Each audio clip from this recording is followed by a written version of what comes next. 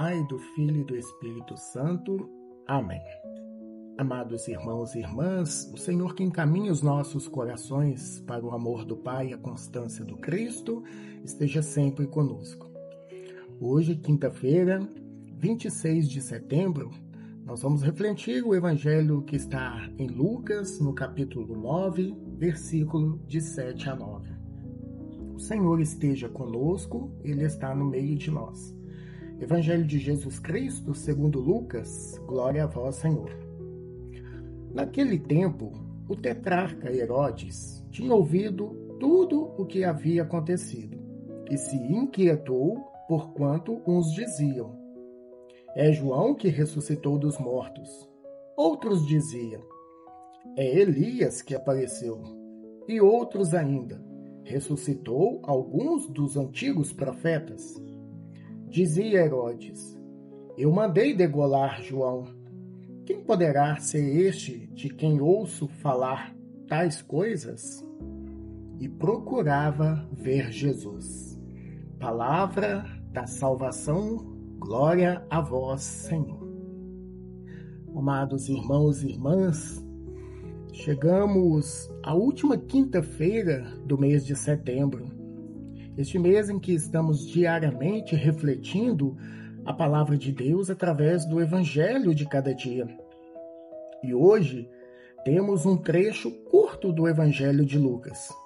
Ouvimos o capítulo 9, 2 versículos, na qual o evangelista trata da preocupação de Herodes sobre as notícias dos acontecimentos que Jesus e seus apóstolos realizavam, sinais e milagres.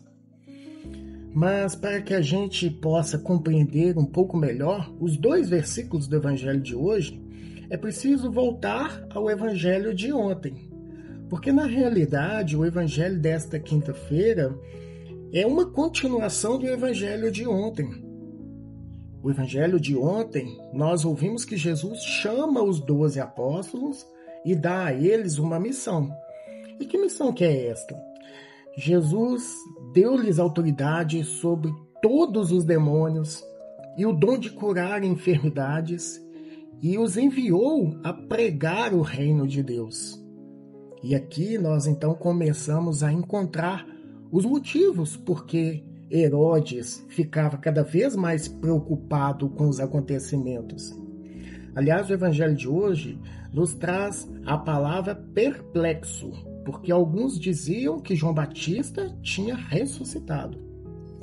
Algumas traduções podem até trazer ainda a palavra inquieto ou preocupado. De qualquer forma, nós podemos perceber que o que estava acontecendo era algo que preocupava muito Herodes. Podemos até usar um termo popular para entender melhor a preocupação de Herodes. Quando nós temos algo que nos preocupa muito, nós costumamos dizer que é uma preocupação de tirar o sono.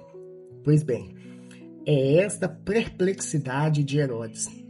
Ele já havia mandado degolar João Batista, ou seja, Herodes acreditava que, tendo realizado tamanha crueldade com João Batista, ainda que a contragosto dele, porque nós sabemos que ele só mandou degolar por causa da promessa que fez à filha de Herodíades.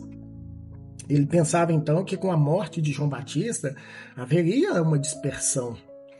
É como se o sentimento de Herodes fosse que, matando o profeta, mataria também a profecia.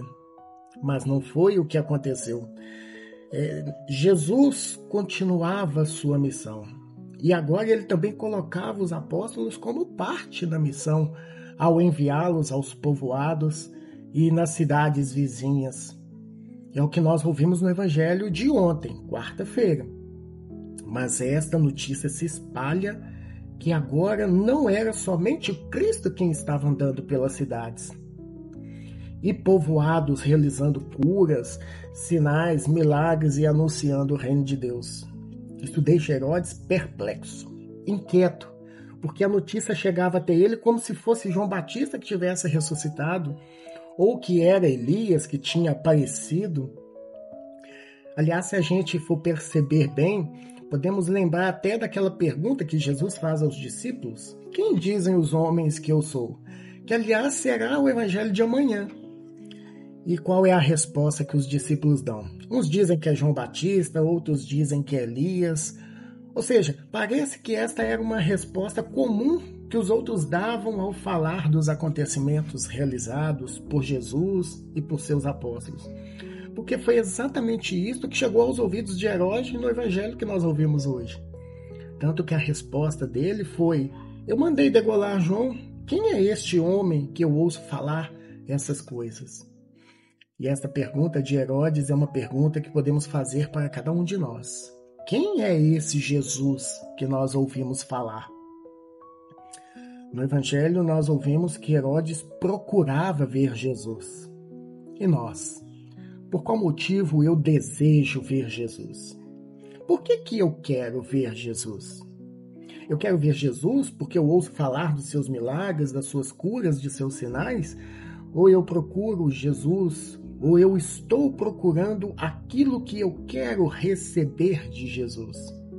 Percebem a diferença entre procurar Jesus por reconhecer que Ele é o Senhor da minha vida, ou eu procurar Jesus por aquilo que eu quero que Ele realize na minha vida? A nossa resposta não pode ser outra, meus amados irmãos e irmãs, senão procurar Jesus pela minha experiência de fé. O desejo de encontrar Jesus tem de brotar do meu coração e não pelo que os outros falam de Jesus. Procurar Jesus não pelos milagres que eu quero que Ele realize na minha vida, mas desejar estar com Jesus, porque esta é a melhor escolha para a nossa vida. Estar com Jesus, fazer parte da família de Jesus.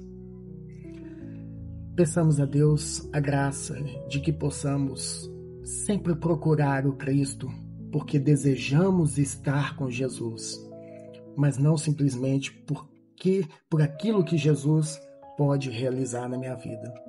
Peçamos a bênção de Deus. O Senhor nos abençoe e nos guarde, o Senhor nos mostre a sua face e se compadeça de nós. Volva para nós o seu olhar e nos dê a sua paz.